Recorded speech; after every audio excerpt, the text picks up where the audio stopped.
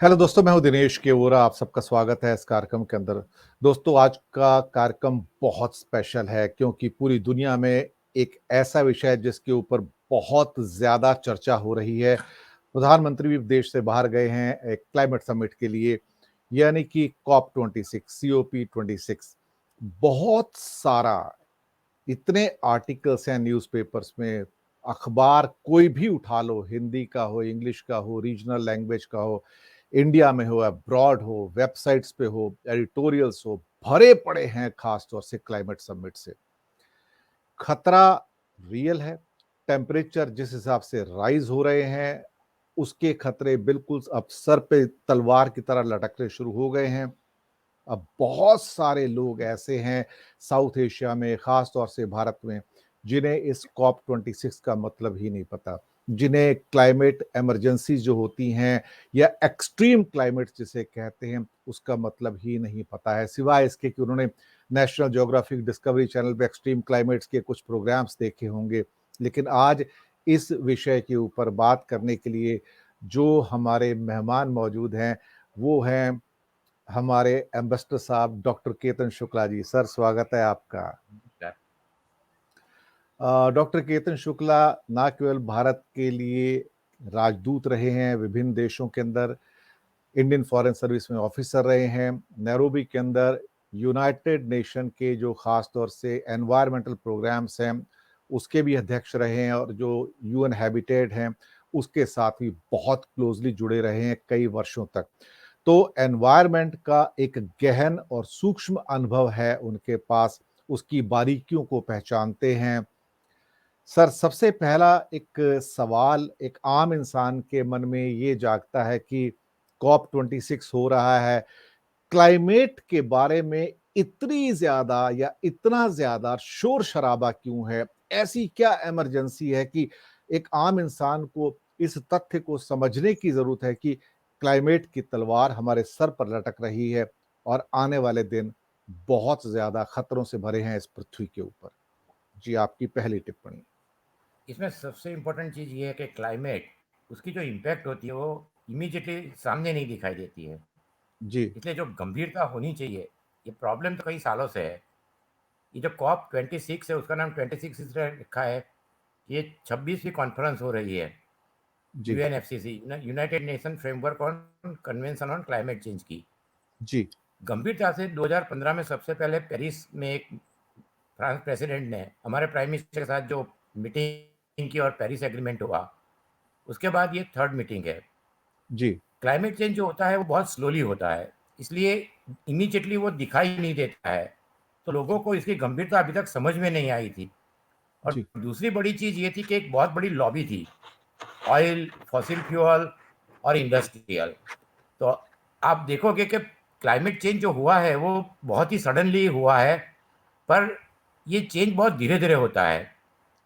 एक glacier as थी, सबको याद होगा कि जो मिलियंस ऑफ ईयर, उसके बाद अब ये मिलियंस ऑफ ईयर का जो था, पर लास्ट 150 साल में इतना सडन चेंज आ गया है कि ये चेंज पर्टिकुलरली ये ग्लेशियर की वजह से हो रहा है। दुनिया का 10% जो ग्लेशियर एरिया है उसका 90% एंटार्क्टिका में है। तो ये जो जी। समुद्र ग्लेशियर जो पिघल रहे हैं, उसकी वजह से समुद्र की जो ऊंचाई होती है वो 3 से 16 इंच बढ़ रही है। जी। अब ये जो एक्सपांसन हो रहा है वो दिखता नहीं है, पर्टिकुलरली ओसन 10%, ये जो मेल्टिंग होता है उसकी 6%, और मेल्टिंग के बाद जो पानी होता है वो एक्सपांड हो जाता है, तो उसकी जी। वजह से 10 इंच। तो ये जो 16 इंच हुआ है, तो अब इन लोगों ने इसके लिए एक ये गोल रखा है कि प्री इंडस्ट्रियल लेवल से 1.5 डिग्री टेम्परेचर कम होना चाहिए, आइडियल 2 है। जी। और 31% स्नो एंड आइस खाली 15 साल में पिघल गए हैं। अब इसकी इम्पैक्ट क्या होती है? इसकी सबसे बड़ी इम्पैक्ट होती है कि जो पीएच होता है ओशन का, वो बदल जाता है। उसकी वजह से वहाँ का जो बायोडाइवर्सिटी है, पर्टिकुलरली कोरल रेसिडियंस, वो चेंज हो जाता है। आपने देखा होगा कि उत्तराखंड में बाढ़ आई थी। हमारे जो ग्लेशियर है, ग्लेशियर का इंपॉर्टेंस क्या है कि जो भी हमारी नदियाँ हैं, भारतीय संस्कृति में सप्त सिंधु, जो सबसे पहले इंडिया का वर्ल्ड का ओल्डेस्ट सिविलाइजेशन कह सकते हैं, तो ये जो ग्लेशियर पिघल रहे हैं, उसकी वजह से दो चीज़ें बड़ी हो सकती है। एक तो फ्लड, बाढ़, डिवास्टेशन, फ्लैश फ्लड। लोगों को ताज्जुब होगा कि इस साल अभी last month flash flood New York में आ गए, उसमें लोग मर गए। जर्मनी में 300 लोग मर गए। तो ऐसी जगहों पे फ्लैश फ्लड आ रहे हैं जहाँ कभी सोच नहीं सकते थे। उसके साथ साथ ये खाली ये एक बेसिक कंसेप्ट है। अब जो ये कार्बन एमिशन हो रहा है उसकी वजह से दुनिया का तापमान बढ़ रहा है, और ये तापमान बढ़ने की वजह से कई चीज़ें हो रही है। एक तो फ्लड, दूसरा forest fire and wild fire. ये आपको साइबेरिया में, इस कैलिफोर्निया में 1 साल से अभी तक अमेरिका जैसा देश भी काबू में नहीं ला पाया है, पर ये स्पेन, तुर्की, ट्यूनीशिया, इवन साइबेरिया। तीसरी चीज़ है सेटरिंग हीट वेव। ये इंडिया में हम सबको काफ़ी पता है, क्योंकि दिल्ली में भी हम कई बार देखते हैं। और सबसे महत्व की चीज़ है extraordinary season of hurricane, cyclone and typhoon. जी। अमेरिका में इस साल में सभी जगह टाइफून आ चुके हैं। हमें उड़ीसा, वेस्ट बंगाल, बांग्लादेश। तो ये जो टाइफून है, तो इतनी सारी चीज़ें क्लाइमेट चेंज की वजह से हो रही है, और जी। इसका सबसे ज़्यादा इम्पैक्ट होगा वो फूड सिक्योरिटी पे होगा। तो बेसिकली ये जो कॉन्फ्रेंस हो रही है उसका ये है कि मेल्टिंग जो हो रहा है स्नो का, वो कम किया जाए, और बाकी चीज़ों पे उसका जो इम्पैक्ट है वो, एक रेड इंडियन प्रोवर्ब है कि we are just trustee for the future generation. और इसकी वजह से हम जो अभी कर रहे हैं वो हमें अभी नहीं दिखाई देगा शायद, पर जी। 50 या 100 साल बाद। और आपने जो जी। शुरू में कहा, इसको एक हम कहते हैं, हमने हमारे शास्त्रों में पढ़ा है, प्रलय। तो ये जी। एक कैटाक्लिज्म जैसा है। ये जो समुद्र की ऊंचाई बढ़ रही है उसमें कई शहर डूब सकते हैं, जिसमें कैलिफोर्निया है, हमारा बॉम्बे है, मालदीव पूरा आइलैंड है, कंट्री, और बांग्लादेश आधा, और जी। एशिया पैसिफिक में कई देश जैसे है ताहिती, समोआ। तो ये सब चीज़ें होगी तो उसकी वजह से एक माइग्रेशन पे बहुत बड़ी इम्पैक्ट पड़ेगी। तो ये जी। जो कॉन्फ्रेंस हो रही है उसका, उससे पहले आज G20 हो रही है जिसमें हमारे प्रधानमंत्री गए हैं, बिदेन है, मैक्रोन है। तो सबसे ज़्यादा इम्पोर्टेंस इस कॉन्फ्रेंस का ये है कि सभी कंट्री अपना अपना क्या कंट्रीब्यूशन करना है ये जी। बताए। क्योंकि जो बातें हो रही है, तो एक हमारे यहाँ ज़्यादा पॉपुलर अब हुए हैं बिकॉज ऑफ व्हाट्सएप, ग्रेटा जी। थनबर्ग, कि वो जी। जिनको आगे जाके नोबेल प्राइज मिलने के चांसेस है। तो जी। सही कह रहे हैं कि लोग बातें करते हैं, जितने भी इस फील्ड के बड़े वैज्ञानिक हैं। इवन क्वीन एलिजाबेथ ने भी कहा है कि बातें कर रहे हैं, पर बातें करने से ये समस्या का हल नहीं हो सकता। और इसमें हम पहले देखें कि भारत तो वर्ल्ड में सबसे बड़े बड़े जो कंट्रीब्यूटर है, सबसे पहले नंबर पे आता है अमेरिका, दूसरे नंबर पे आता है चाइना, और तीसरे नंबर पे आता है इंडिया। अब ये जो देश है उसमें भारत के लिए एक थोड़ी मुश्किल है, दो चीज़ें हैं। हम तीसरे नंबर पे हैं, पर हमारा पर कैपिटा बहुत कम है देखा जाए तो। सबसे बड़ा पॉल्यूटर वर्ल्ड में है अमेरिका, जिसका 15.9% है।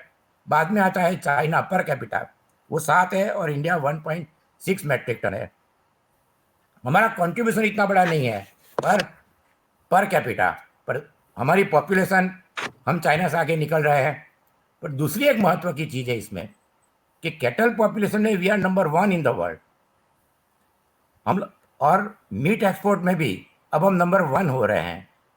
तो ये दोनों चीज़ों की वजह से कार्बन एमिशन बहुत ही बढ़ेगा, और इसलिए हमें स्टेप लेने पड़ेंगे, क्योंकि ये एक मुद्दा खाली भारत के लिए इम्पोर्टेंट है ऐसा नहीं है, ये पूरे विश्व के लिए इम्पोर्टेंट है। और हमारा देखते हैं कि 25% ग्लोबल एनर्जी राइज 240 में इंडिया की वजह से होगा, क्योंकि पॉपुलेशन बढ़ेगा, हम डेवलपमेंट में काफ़ी तरक्की कर रहे हैं। और 2.48 बिलियन टन कार्बन डाइऑक्साइड 2019 में, जो वर्ल्ड का 7% एमिशन है, वो इंडिया का है। हमारी कोस्ट लाइन 7,500 किलोमीटर है। जैसे मैंने बताया कि सी लेवल की वजह से वो भी बढ़ सकता है। तो इसमें दो चीज़ें हैं। कई कंट्री ने ये माना है, गोल एक्सेप्ट किए हैं, जैसे कि अमेरिका 2050 तक नेट ज़ीरो पे करने का उन्होंने वादा किया है, इंग्लैंड ने किया है, ऑस्ट्रेलिया ने किया है। पर जो 24 कंट्री है जो कहते हैं कि चाइना, इंडिया, उन्होंने नेशनल कंट्रीब्यूशन मीन्स वो अपने आप डिसाइड करेंगे। तो चाइना ने कहा है कि हम नेट जीरो 2060 में करेंगे। बहुत हमने लंबा अभी टाइम है तक सर ये तो। लंबा टाइम दिया है। और चाइना का एक दूसरी चीज भी है कि चाइना G20 में वीडियो लिंक से अटेंड करेगा और ग्लासगो नहीं जा रहे हैं, क्योंकि पर उन्हें सर पता है कि इसमें सर कमाल की बात ये है कि इसमें चाइना ने 2060 का वादा किया है और 2021 में वो नए थर्मल पावर प्लांट ऐड कर रहा है सर। तो इसका मतलब इट्स ए जोक सर। ये ऐसा है, चाइना इकोनॉमिक डेवलपमेंट बहुत फास्ट कर रहा है, अमेरिका के साथ कॉम्पीट कर रहा है। पर चाइना ने दो चीज़ें कही है और ये हमें ध्यान रखनी चाहिए कि वो कोल प्लांट डाल रहे हैं, पर अब उन्होंने फंडिंग बाकी देशों में बंद करने की बात कही है। China is biggest steel producer of the world. So China ने हाइड्रो में वो 400 गीगावाट कैपेसिटी बढ़ाने वाले हैं, न्यूक्लियर में भी जा सकते हैं। और आप देखोगे कि कई इंडस्ट्रियां उन्होंने बंद करनी शुरू की, उनकी एनर्जी क्राइसिस है। वो बेसिकली कोल का जो फोसिल फ्यूल का यूज़ है वो कम करने की कोशिश कर रहे हैं। आपको याद होगा 5 साल पहले बीजिंग दुनिया का सबसे पॉल्यूटेड सिटी था। आज 15 में 11 सिटी भारत के और चाइना का एक भी सिटी नहीं है। तो लॉन्ग टर्म में चाइना शायद जो एफोर्ड कर रहा है, तो हमें ये ध्यान रखना चाहिए कि हमें क्या करना है। तो हमारा टारगेट है कि 2022 के हम 45% 2030 तक कम करेंगे। अब ये टारगेट है, मैं ये कह रहा हूँ कि 170 गीगावाट में 100 सोलर, 60 विंड और 10 बायोमास का होगा। हाइड्रो का हमारा पोटेंशियल है 45 गीगावाट और न्यूक्लियर के हमारे 22 रिएक्टर है। पर हमारा जो बास्केट है उसमें कोल, फॉसिल फ्यूल और बायोमास। अब ये एक बायोमास बहुत छोटा लगता है, पर हमारे 600 मिलियन लोग, एक उज्ज्वला योजना बहुत अच्छी योजना थी, पर जो प्राइस है लोग वापस बायो फ्यूल पे जा रहे हैं और ये हमारे लिए आगे जाके एक गंभीर समस्या हो सकती है। तो ये जो बास्केट है उसमें भी कोल का जो परसेंटेज है वो कम है, और इलेक्ट्रिसिटी जनरेशन कोल से ज़्यादा हो रहा है। प्लांट लोड फैक्टर हमारा 60% है और हमारा ट्रांसमिशन में 26% लॉस है, जो नाइजीरिया जैसे देशों की तरह है। तो बिल्कुल। हमारा जो इलेक्ट्रिसिटी जनरेशन है उसके अंदर भी लास्ट 6 या 7 साल में कोई बड़ा थर्मल पावर स्टेशन नहीं आया है, वो अच्छी बात है। पर 2010 में जब मैं GRC ज्वाइन किया था, 15 में से 1000 मेगावाट सोलर गुजरात में सबसे पहले हुआ था। उसके बाद जो गति रहनी चाहिए थी, इतनी गति हमारी है नहीं। दूसरी चीज़ ये है कि सोलार और विंड हमने जो इंस्टॉल किया, हम एक चीज़ मिस कर गए। आत्मनिर्भर की हम बात करें, उसका जो फायदा हुआ वो चाइना को हुआ। जी सोलर जी पैनल, जी। विंड। और आपको जान के ताज्जुब होगा कि हुआई जो 5G में उनको दिक्कत हुई, now they are the one of the biggest player in the solar energy. तो ये जो चीज़ें होगी रिन्यूएबल एनर्जी, उसमें भी चाइना को फ़ायदा हो सकता है, क्योंकि विंड और सोलर में उनका जो मैन्युफैक्चरिंग कैपेसिटी है बहुत ही अच्छा है। तो हमें ये सब टारगेट अचीव करने के लिए दो चीज़ें तो करनी ही पड़ेगी कि सोलर और विंड। हमारा देश आप यदि देखो तो बहुत ही अच्छी पोजीशन में है। एक 4 सूर्य के टेम्पल है, आदित्य हृदय में 11वां श्लोक है, उसमें कहा है कि solar they can generate 3.8 trillion megawatt energy. और जो 4 टेम्पल है, एक मोढेरा में है, दूसरा कश्मीर में मार्तंड टेम्पल है, कोणार्क टेम्पल है और अजमेर में है। अब आप देखोगे तो चारों जगह आप देखोगे सबसे ज़्यादा रेडिएशन के सोलर जनरेशन 22% एफिशिएंसी, वो ये कश्मीर, लद्दाख, राजस्थान, गुजरात। ये मैं ये नहीं कहता हूँ कि पहले से, पर एक इंट्यूजन है जो बहुत ही इम्पोर्टेंट चीज़ है। तो हमारा सोलर जनरेशन बहुत ही अच्छा हो सकता है।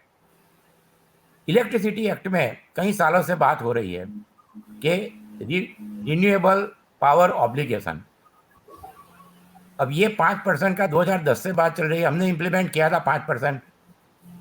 रिन्यूएबल पावर ऑब्लिगेशन जब तक नहीं होगा, क्योंकि ये जो हमारी परिस्थिति है कि 1% में बहुत ही प्रॉफिट है, अमेरिका जैसा ही हालत होता जा रहा है, तो ये रिन्यूएबल पावर ऑब्लिगेशन का फायदा ये रहेगा कि सोलार जनरेशन, विंड जनरेशन बढ़ेगा, और बास्केट में इनकी कॉस्ट अब ज़्यादा नहीं रही है, 2.6 2.5 कि जो कोल जितनी आती है। हमारे कोल में भी एक मुश्किल है कि हमारे कोल की क्वालिटी, उसमें 40% एस कंटेंट है, तो जनरेशन बहुत कम होता है और पॉल्यूशन बहुत ज़्यादा होता है। बिल्कुल आपने सही कहा। इसमें एक चीज मैं ऐड कर देता हूँ कि पूरी हाँ दुनिया जी। में इस टाइम कार्बन डाइऑक्साइड का जो एमिशन है वो 55 गीगाटन है, और गिगाटन। कोशिश जिस हम जीरो एमिशन की बात कर रहे हैं जो 2055 तक लाने की बात हो रही है, जीरो एमिशन बेसिकली नहीं, अगर ये 55 गीगाटन भी अगर कांस्टेंट हो जाए तो वो भी एक तरह से जीरो एमिशन ही हो जाएगा। लेकिन वहां पे जो आज के हिसाब से एस्टिमेटेड जो एमिशन होगा वो 80 गीगाटन होगा, यानी कि हम 55 पे कंट्रोल करने की बात कर रहे हैं, लेकिन 2055 तक ये 80 गीगाटन हो जाएगा, और ये पूरी संभावना है। और उसके साथ ही टेम्परेचर राइज होगा। अब अगर मैं एक्सपेंडिचर का देखूं तो आज के पेपर में ग्राफ भी आया हुआ है कि पिछले 5 साल में क्लाइमेट टेक्नोलॉजी के अंदर इन्वेस्टमेंट कितना है। तो पिछले 5 साल में अमेरिका ने $48 बिलियन स्पेंड किया है, जो बहुत बड़ा अमाउंट नहीं है, क्योंकि ट्रंप साहब पेरिस समझौते से बाहर निकल गए थे और उन्होंने ये क्लाइमेट की चीजों को एक तरह से होक्स करार दे दिया था।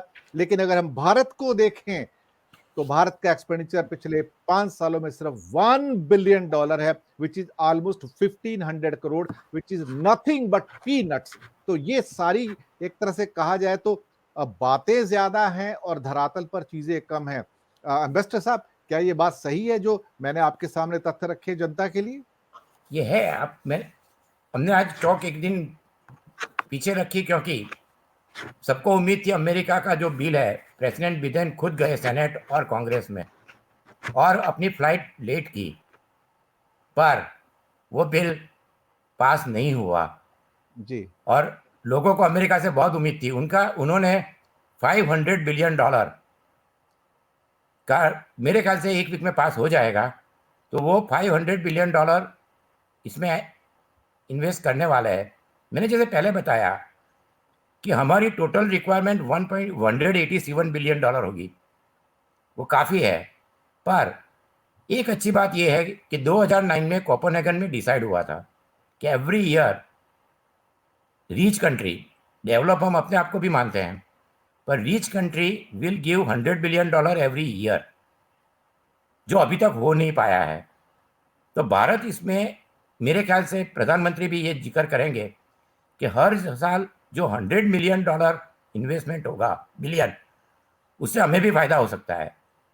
क्योंकि ये जो मैंने आपको बताया कि 45% जो कार्बन एमिशन है वो यूरोपियन यूनियन, अमेरिका और चाइना का है, और जो 100 कंट्री है उनका 3% है।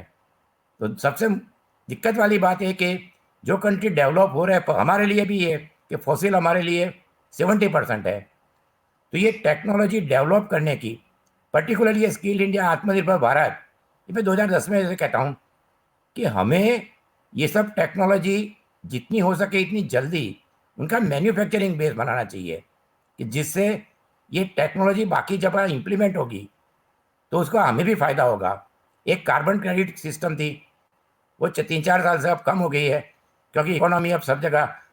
तो कार्बन क्रेडिट में भी चाइना ने काफ़ी फ़ायदा उठाया है, ये फ़ायदा हमें भी मिल सकता है। तो हमारे पास एक बहुत बड़ी अपॉर्चुनिटी होगी, जो आपने बताया कि रिन्यूएबल एनर्जी मैकेनिज्म में जो टेक्नोलॉजी डेवलप होगी, हमारे पास ये सोलार एनर्जी के लिए पैनल बनाना ये बहुत बड़ी बात नहीं है, पर एक स्केल ऑफ इकोनॉमी है, और यहाँ पे गवर्नमेंट ने को इनके हाथ पकड़ने चाहिए।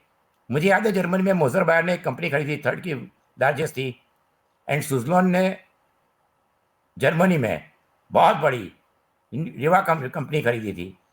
अब ये दोनों आज के दिन में बड़े प्लेयर नहीं हैं, तो हमें एक स्केल ऑफ इकोनॉमी के लिए भी बड़े प्लेयर रखने पड़ेंगे कि हम जो डेवलप करेंगे 400 गीगावाट, वो उसकी जो पैनल है, उनकी विंड है, वो सब चीज़ें इंडिया में ही बने और हम के उसके एक्सपोर्ट में चाइना के साथ कॉम्पीट करें। अगेन मेहनत करनी पड़ेगी, बातें करने से कुछ नहीं होगा। ये एक है कि जो भी अपॉर्चुनिटी आ रही है उसको हमें लेनी पड़ेगी। दूसरी बहुत इम्पोर्टेंट चीज़ ये है कि इसमें जो कंट्री है उसमें आप देखोगे तो ऑस्ट्रेलिया वो नेट जीरो 250 की बात कर रहा है, उन्होंने 2030 की हमारी तरफ माना नहीं है, वो भी बहुत बड़ा कोल का एक्सपोर्टर है। चाइना 27% एमिशन है जो आपने कहा, लार्जेस्ट इज यूएस, उसको कांग्रेस में प्रॉब्लम हो रही है। सो हमें ये ध्यान रखना चाहिए कि $100 बिलियन का जो कमिटमेंट 2009 में कोपेनहेगन में हुआ था वो हो, और जो कंट्री इंडस्ट्री में चेंज करना पड़ेगा फॉसिल फ्यूल से, एक ऐसा मैकेनिज्म हो कि जो कंट्री फॉसिल फ्यूल में से बाहर जा रहे हैं उनको इस फंड से मदद मिले और नई जो इंडस्ट्रियल प्लांट डेवलप हो, नई टेक्नोलॉजी। आप देखोगे कि इसमें सबसे ज़्यादा एक नई टेक्नोलॉजी हाइड्रोजन है और उसमें जापान अभी बहुत अच्छा रिसर्च कर रहा है, उन्होंने अब स्टोरेज का भी बनाना शुरू कर दिया है। तो ये सब टेक्नोलॉजी है। टाइडल का हमारे पास अच्छा फ्यूचर है, जियो थर्मल हमारे यहाँ कम है पर अफ्रीका में अच्छा फ्यूचर है। तो इसमें बैटरी स्टोरेज पर्टिकुलरली एक बहुत बड़ी चीज़ है। इलेक्ट्रिकल व्हीकल थोड़े सालों में मेरे ख्याल से Europe, America, China, even Russia, वहाँ इलेक्ट्रिकल व्हीकल आ जाएंगे। हमारे देश में भी इलेक्ट्रिकल व्हीकल की भी प्रोग्रेस इतनी अच्छी नहीं है। टाटा के शेयर बहुत अच्छे बढ़ गए हैं $2 बिलियन में, पर कार इंडस्ट्री में एक चीज़ है कि 3 लाख कार के बाद स्केल ऑफ इकोनॉमी आती है। और इसके लिए भी ये सभी चीज़ें जो क्लाइमेट में, मैंने कहा ना कि ये दिखता बहुत जल्दी नहीं है इम्पैक्ट, इसके लिए एक 10 या 20 साल का विजनरी प्लान बना के उसमें वो 100% इम्प्लीमेंट हो, जो कहते हैं ना वॉर फुटिंग। हम चाइना के साथ कॉम्पीट करने की बात कर रहे हैं पर चाइना पहले हमारे से 3 गुना था, 5 गुना बड़ा होता जा रहा है। तो ये सब चीज़ें एक पॉलिसी बनानी पड़ेगी कि ये क्लाइमेट में जो इन्वेस्टमेंट होगा, आपको जान के ताज्जुब होगा कि क्लाइमेट में $1 ट्रिलियन का इन्वेस्टमेंट करने से $8.7 ट्रिलियन की बचत हो सकती है। जैसे ये सब बाढ़ आती है, फॉरेस्ट फायर होते हैं, जो नुकसान होते हैं वो सब रुक सकते हैं। क्लीन एयर पर्टिकुलरली हमारे यहाँ आप देखोगे दिल्ली में लाइफ एक्सपेक्टेंसी 5 साल कम हो जाती है, 30% बच्चों को अस्थमा रहता है। तो बाकी कॉस्ट भी देखी जाए, ये सब कॉस्ट मिला के लॉन्ग टर्म में रिन्यूएबल से हमें फ़ायदा ही है। और ये पॉलिसी जैसे मैंने कहा कि 400 गीगावाट और ये सब इस तरह से नहीं होगा।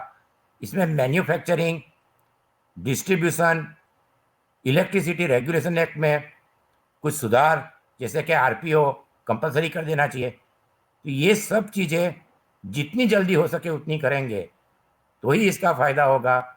बाकी फिर अगेन जैसे कहते हैं कि वी ऑलवेज मी, आपको ताजुब होगा कि 67 तक हम जापान के साथ थे, 90 में चाइना हमारे से ज़्यादा आगे नहीं था।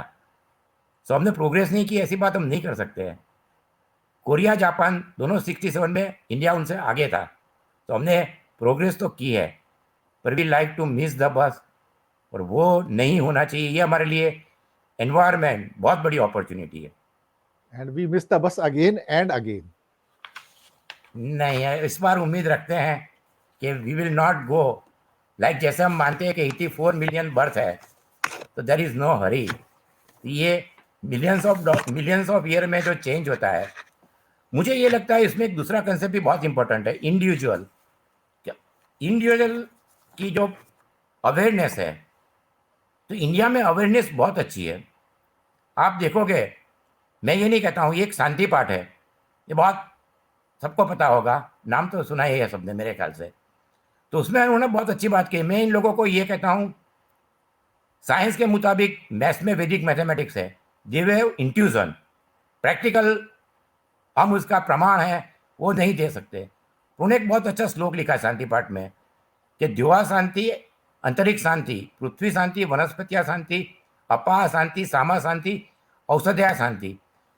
अब आप देखिए इसमें क्या आता है, space, water, medicinal plant and vegetation.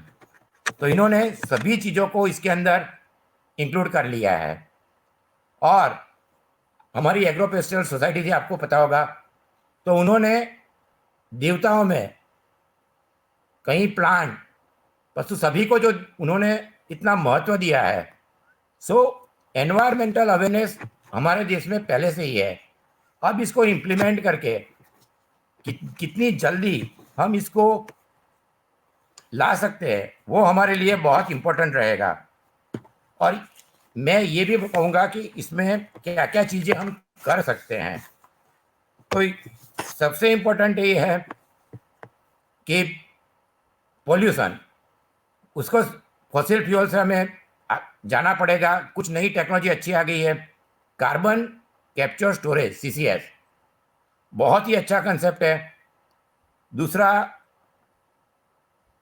Plant based diet, that is again, ये हमारे लिए, मैंने पहले बताया, बहुत अच्छी चीज़ है। अर्जेंटीना और ब्राज़ील ने अभी एक मूवमेंट चल रही है कि meatless Monday. Vegetarian diet, gas emission 50% कम हो जाता है यदि आप वेजिटेरियन डाइट और एनिमल डाइट को कंपेयर करो। तो मैं ये नहीं कहता हूँ कि ये करना चाहिए, पर ये भी हमारे लिए प्लस पॉइंट है। जो रिन्यूएबल के बाकी सब जो है कि नए फील्ड, मैंने जैसे बताया हाइड्रोजन और ये सब, तो इसके ऊपर हमें जितनी जल्दी हो सके जाना चाहिए। कोल को फेस आउट करना चाहिए। इलेक्ट्रिक व्हीकल में हमें जितनी जल्दी हो सके उतना चेंज करना चाहिए। इसकी दूसरी एक इम्पोर्टेंट चीज़ है कि एक रोड मैप होना चाहिए। हम हमेशा बात करते हैं वसुधैव कुटुंबकम, जैसे मैंने इसमें भी कहा, हमारी सब चीज़ें हजारों सालों से लिखी हुई है, एवरीथिंग इज देयर। सो सबसे इंपॉर्टेंट है again community based and natural habitat. तो फॉर डिफॉरेस्टेशन, कॉन्गो और अमेज़न का वर्ल्ड का लंग कहते हैं। और हमारे यहाँ अभी नई फॉरेस्ट पॉलिसी आई है, हमारे फॉरेस्ट पेपर पे हैं, they are not lust green thick forest. आप जापान जाओगे, मैं पहली बार जापान गया तो मुझे ये लगता था जापान में इंडस्ट्री बहुत है। जापान सबसे one of the greenest country. Same thing Germany. तो इन लोगों ने अपने फॉरेस्ट इतने अच्छे मेंटेन किए हैं।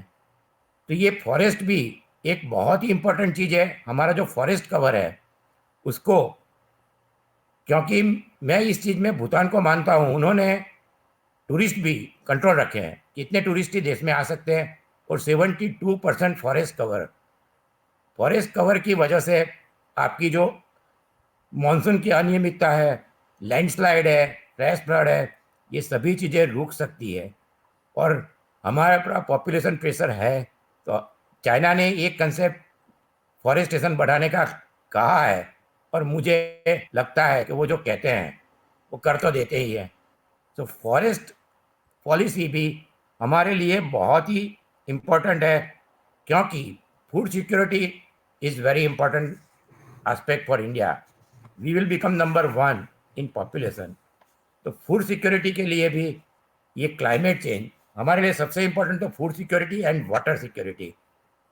एक रैयक करके बहुत बड़े साइंटिस्ट ने 1990 में लिखा था, आपको याद होगा कि सभी सिविलाइजेशन में बड़ी बड़ी वॉर पानी के लिए हुई थी एंशिएंट पीरियड में, और 2050 में कई देशों को पानी आयात करना पड़ेगा।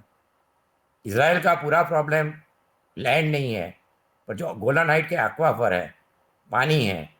तो पानी भी एक बहुत ही इम्पोर्टेंट चीज़ है। और इन सब के लिए क्लाइमेट चेंज हमारे लिए बहुत ही इम्पोर्टेंट है। इसमें यह है कि बिल्कुल सही इन्वेस्टमेंट कहा होगा, आपने। जी पर साथ जी में जी जैसे मैंने बताया कि ये अगली जनरेशन के लिए बहुत ही महत्वपूर्ण रहेगा।